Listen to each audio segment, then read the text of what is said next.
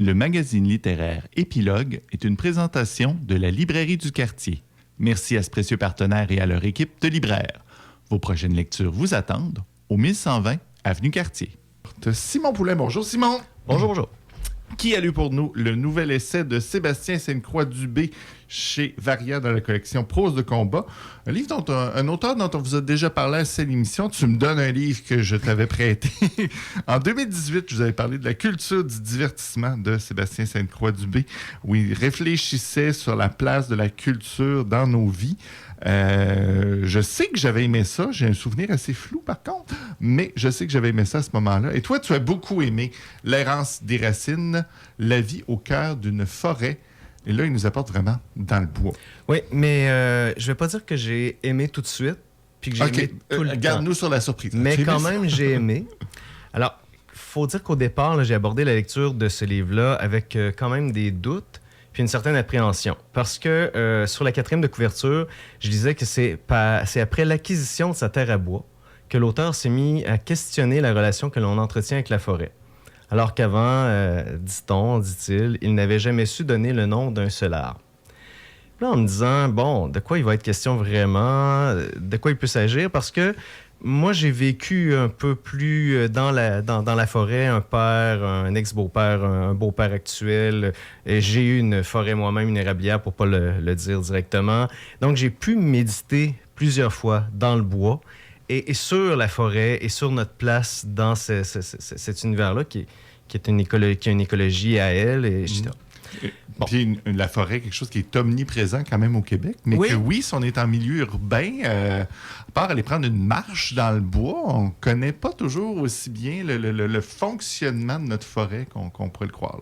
Tu as raison, puis c'est là-dessus, peut-être avec le 20 ans que j'ai passé en tant qu'enseignant d'éthique puis de philosophie, je me suis dit, j'ai peur de lire les propos d'un, c'est pas un gentleman farmer, mais un gentleman il y en a des retours bûcheron. À la nature, parfois, qui... Un nouveau venu dans le monde rural, dans le monde forestier, puis qui allait m'en apprendre, mais qui finalement faisait des constats que tout le monde a déjà eu. Mais c'était un peu ça. OK. Donc, j'ai eu des propos d'étonnement, de ravissement, de découverte, qui en même temps était très, très plaisant à lire. Parce que c'est beau, cette découverte-là. Mais c'est un peu des découvertes que je dirais... Facile. Des découvertes qu'on fait quand on vit aussi à travers la nature. Donc, j'apprécie le temps qu'il a fait, les découvertes qu'il a faites, mais on sent qu'il a été beaucoup plus lié à des immeubles en béton puis des routes en asphalte que d'avoir grandi avec ça. Donc, il y a ça, mais c'était très intéressant pour plusieurs aspects. Parce que l'auteur nous plonge à la fois dans un essai qui est critique et politique, en même temps une espèce d'ode à la nature. Fait que j'ai eu beaucoup de données, de recherches, puis c'est très appuyé, des statistiques, des références qui font qu'on peut ressortir là, de là très...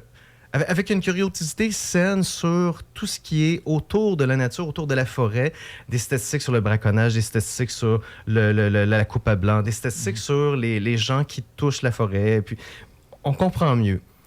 Mais à travers cette volonté-là, il y a aussi un essai littéraire. Il y a quelque chose, je dirais même, de poétique. Il y a une qualité de la langue qui est exceptionnelle. L'auteur, il y a vraiment, puis c'est dit par d'autres...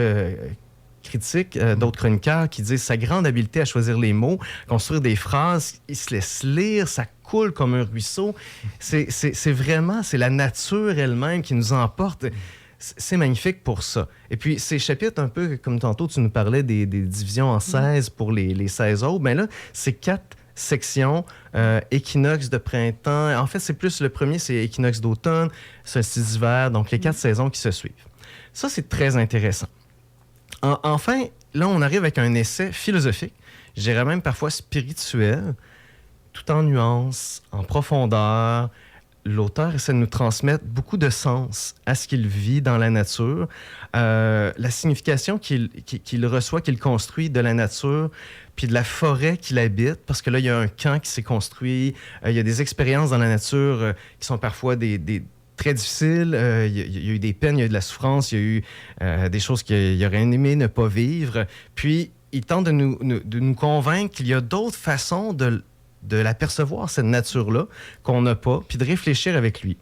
Donc, c'est très intéressant pour ces 3 aspects-là. Puis de se rendre jusqu'à nous dire, est-ce qu'on pourrait la connaître différemment? Est-ce que la forêt pourrait pas vous aider à mieux apprendre à vivre? Donc, il va s'en aller vers le vivalisme dont je parlais au début. Un vivalisme qui est une façon, non pas là, d'avoir une hache pour survivre contre en fait, pour avoir du feu ou une arme pour se défendre, mais vraiment d'être là et de vivre dans cette nature. S'imprégner, ne pas être différent de la nature, être dans la nature. Apprendre à le vivre. C'est pas lui qui a inventé le mot. Là. Mais comme être en osmose, en symbiose, en... Si on avait plus de temps, je te dirais, oui, on irait à l'intérieur lire comment il en parle. Ben, peut-être rapidement, mais c'est vraiment pour dire une philosophie, un mode de vie orienté vers une harmonisation de l'existence. C'est se fondre dans la forêt pour en devenir un être à part entière. Exact.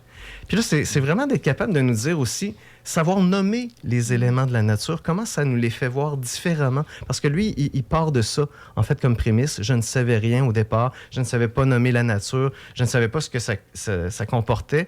Puis pour lui, c'était une perte. C'est quelque chose qui lui manquait. Mais il va se rendre jusqu'à plus loin là, à nous dire, hey, on est passé dans nos sociétés, en politique, à parler de richesse naturelle jusqu'à ressources naturelles. Et comment ça l'a orienté notre façon de l'apercevoir. Avant, c'était à protéger, à préserver, à ménager comme un trésor. Puis maintenant, c'est une dimension économique exploitée. Donc, tout ça pour dire que il faudrait qu'on soit capable d'harmoniser, en fait, les 3 aspects, les 3 types d'essais à l'intérieur de ce livre-là. Ça rend la lecture un petit peu plus ardue, plus pénible. C'est comme si on avait l'impression qu'il voulait faire feu de tout bois dans un livre, là. Bon. Ouais. Donc, il part dans toutes les directions. Il tente de prendre plusieurs points de vue sur la forêt, dans le sens littéral, un point de vue. Et il erre. C'est le défaut. C'est l'errance des racines, oui, mais il erre. Il semble que ce soit un type d'écriture. En fait, c'est le nature writing. Écrire sur la nature qui a voulu s'inspirer, puis c'est vraiment ça, là, les caractéristiques de ceux qui ont été définis par des profs de l'Université de Harvard, pour ne pas nommer Lawrence Buell, qui a été vraiment, qui a défini là-dessus. L'environnement non humain est évoqué comme acteur à part entière, les préoccupations éthiques sont là, le texte suggère l'idée de la nature comme processus. Bon, il a tout dit ça, mais c'est trop. Moi, en tant que lecteur, j'adhère pas. Je me dis, peut-être qu'il aurait été souhaitable qu'il en choisisse un style qui développe d'une telle manière. Est-ce qu'on aurait peut-être pu le voir comme un ensemble de chroniques? Il nous parle de ses enfants, il nous parle de sa famille, il nous parle de sa vie. J'aurais apprécié davantage parce que je suis mélangé. À la fin, j'arrive puis je me dis, qu'est-ce qu'il voulait que je retienne? Alors, quelle idée qu'il voulait qu'il me reste en tête? Ben, finalement, qu'il aime profondément sa forêt, ses enfants, sa compagne, dans cet ordre-là, et que finalement, ben, j'aurais aimé le rencontrer pour pouvoir discuter encore davantage avec lui. Aller prendre une marche en forêt avec lui. Oui, errer avec lui. Donc, L'errance des racines, la vie au cœur d'une forêt par Sébastien Sainte-Croix-Dubé aux éditions Varia. C'est sorti cet automne, mais ça vaut la peine de le lire. Est-ce que ça nous donne le goût de nous reconnecter à la nature, de prendre le temps? Parfois oui. Parfois non. Je dirais donc, un essai sur lequel méditer, voilà. Ben, merci beaucoup, Simon.